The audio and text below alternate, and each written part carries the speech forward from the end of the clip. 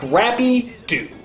Oh my god, I hate this little turd. This was Scooby-Doo's, I don't know, nephew, cousin, weekend son, I have no idea, but he was annoying as hell. He would always act tough and rush into situations thinking he could save the day. But of course, he's the size of an 8-ball, so physical violence is probably not gonna help you here. Let me at him! Let me at him! Naturally, Shaggy and Scooby had to go in and rescue him every time he'd throw himself into peril. Yeah, you're making these guys look brave! Come on, Uncle Scooby! Da-da-da-da-da-da! His voice was annoying, the character was annoying, the fact that he never shuts up was annoying. God, he was annoying! Oh, and did I forget to mention his annoying catchphrase? Puppy power! Oh, God. First the Pound Puppies movie, now this? When are you gonna learn that catchphrase isn't gonna catch on? Scrappy-Dappy-Doo! If I ever see a dog like him crossing the street, I'm stepping on the gas. Because the sooner I can eradicate this little bitch from being anybody else's problem, the better. I'm Scrappy-Doo! Number 3. Jar Jar Binks. As if I even need to go into much detail. He cemented himself as one of the most annoying characters in all of cinema. But on top of that, he always has to have his ass saved as well. Even when they first meet him, they have to rescue him from something. That's a good introduction. You saved my again. What's this? A local. I think the most I've ever seen him do in these movies is lead them to where the underwater city is. That's it. Everything else is either getting himself in trouble or getting other people in trouble. And then, somehow, this guy actually gets a position of government. Though I guess that makes sense, saying nothing but garbage, being terrified of people, and yet never listening to what they have to say. Yeah, that adds up.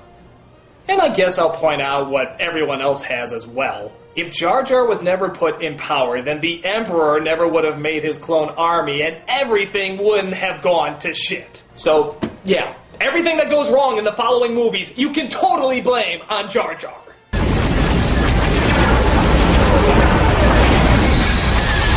What else do I even need to say about him? His voice sucks, the character sucks, he can't take care of himself, and he doomed all the galaxy. Fuck him. I speak. The ability to speak does not make you intelligent. Number 2. Princess Peach. I could punch this broad in the face. Really, I could.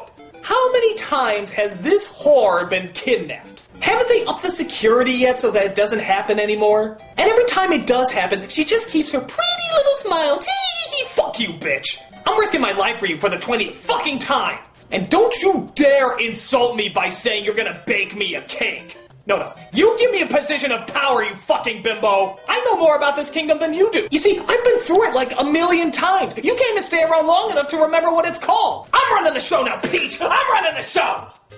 I don't know. I think it's just the attitude. The fact that she has no problem that you have to save her all the time. It just never seems to faze her. She never seems to feel bad. In fact, listen to this note that they have in the Mario Brothers Wii game. Dear Mario, because of my most recent kidnapping... Recent kidnapping? What is this, just another day at the store for you? It doesn't even faze you anymore. You go out there and risk your life, whore. It ain't easy. The other thing that annoys me is just that she never does anything. She just smiles and gets caught. That's it. Oh, wait, there was Mario 2 where she could friggin' fly in the air. That was really cool. But guess what? That was a dream! It never happened. So that literally means she has contributed nothing in any of the Mario games. Okay, you got Smash Brothers and Mario Party and so forth, but come on, they're just go-karting and playing games. Hell, she uses a frying pan as a weapon.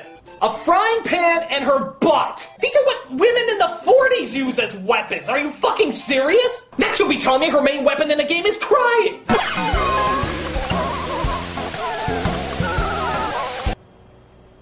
I hate you.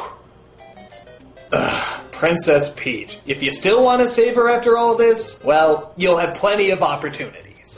Now I know what you're thinking. How can I possibly top Princess Peach, one of the most famous damsels in distress of all time? Well, believe it or not, there's actually one worse. Who could it possibly be? Let's take a look. And the absolute biggest dumbass in distress is...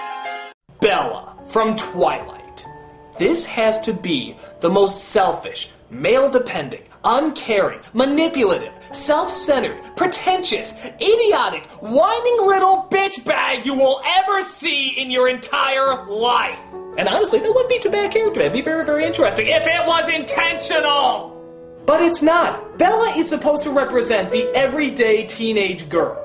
If that's the case, then the story really got mixed up who the blood-sucking monster is. She thinks she's tortured even though really she has no problems. She gets a crush on a boy and decides she wants to marry him, even though she's not even out of high school yet. She wants to be turned into a vampire, which everyone has said is throwing her life away. But of course, at the enlightening age of 17, she already knows exactly what she wants. Aren't you glad you followed through with every bright idea you had at 17? Aren't you glad you totally committed to something that you knew you could never make a mistake on at that age? Oh yeah, 17! Nobody ever fucks up at that age!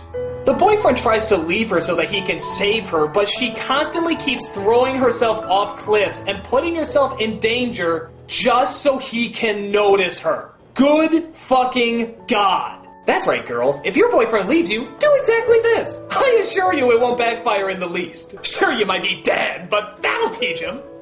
She then gets another boy involved who actually seems supportive and attentive, but she dumps him because the other guy looks at her weird. And by God, how can she turn down a guy with no personality that just looks at her weird? Again, one of those brilliant choices you make at 17. So now a whole war is going on, all because of her. And everyone is going out of their way to try and protect her, and she's simply like, yeah, that's cool.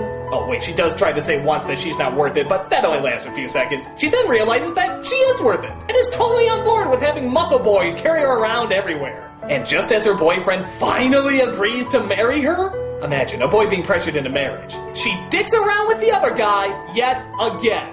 Oh my God. I mean, oh my God. I have never seen a character more needy and more insecure. She is such a dumbass in distress that it's actually kind of scary. She is a scary character. In another dimension, maybe she could have been a great Shakespeare villain. This really complex, developed psychotic mind. But as the common, everyday, relatable girl that we're all supposed to identify with, she is, and always shall be, the biggest dumbass in distress.